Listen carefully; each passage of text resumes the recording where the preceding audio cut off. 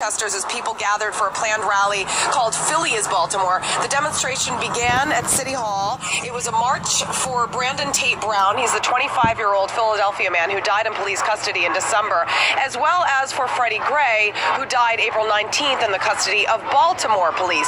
So fights started breaking out early in the evening after police apparently relented and then gave through. They led a group of protesters through a barricade, and then that's when the clashes began. In fact, protesters began throwing objects at police, and then police struck back with batons. Throughout the day and evening, many held up their hands in the air, as you can hear, chanting the familiar slogan, "Hands up." This protesting woman lost her son. Listen. He was shot so severely they wanted to do a closed casket. And I'm fighting for him. I'm fighting for Trayvon Martin, Brandon Tate Brown, and I'm going to continue fighting. Now, the local district attorney is not pressing charges in the Tate Brown case, and a lawsuit was filed earlier this week alleging that police had actually planted a gun, Martha. So there's marches that are planned for today as well and over the weekend, right, Julie? Yeah, absolutely. Worldwide and nationally, there are thousands of people that are going to be coming out today, last night. In fact, here in New York City, there were May Day protests. No arrests. That's a good thing. Quite a contrast from Wednesday night in New York City, where there were some 143 arrests. But from the West Coast, from Seattle to San Francisco, from Portland, Oregon to Los Angeles, people are going to be gathering, which is what also is known, by the way, as International Workers' Day, where it's a day we're often calling to attention injustices, issues affecting the working class and minorities. But these marches today have a very special and different meaning. According to organizers, they are for participants to gather in solidarity to speak out about what they call police injustice, police violence, racism, and economic equality. And that will be going on all day today and through the weekend, Martha. Lots more on all this straight ahead. Julie, thank you. Sure. We want to map out here, Martha, now what happened 3 weeks ago tomorrow, okay? This is the 12th of April, about 8:35 in the morning when Freddie Gray is arrested.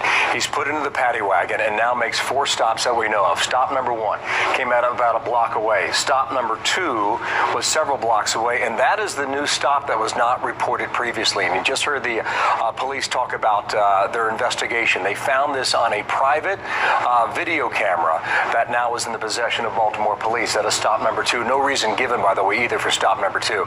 Stop number 3 came about 3 steps to the east here, 3 streets rather to the east. And stop number 4 came back up in this location where Freddie Gray was originally arrested. The significance of number 4 is where they put a second prisoner in the back of the paddy wagon. And yesterday the reporting was that that prisoner, the second one, was saying that Freddie Gray was slamming himself up against the wall of the paddy wagon. Since that time, he's retracted a little bit of that testimony according to reports out of Baltimore. Then finally, the Western District Police Station is where Gray arrived around 9:30 in the morning. So that's a period of about 45, maybe 50 minutes at the most from almost 3 weeks ago. Around that time, when they got back to the police headquarters, that's when they found him to be non-responsive and not breathing, and that's when they gave medical attention at that point, which police have already said that was delayed. The driver of the van, though, is on record as the calling for medical attention prior to arriving at the police station. So that's kind of what we're sorting through right now. And that he alerted police that there was that they needed to check on the prisoner at one point, to check on Freddie Gray at one point during that ride.